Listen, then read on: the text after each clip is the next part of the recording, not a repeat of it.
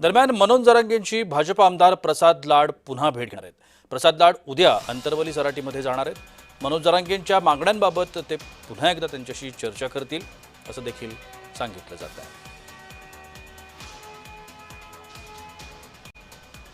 कुठल्याही समाजाला यामध्ये नुकसान होणार नाही याचा देखील आमचा प्रयत्न राहणार आहे।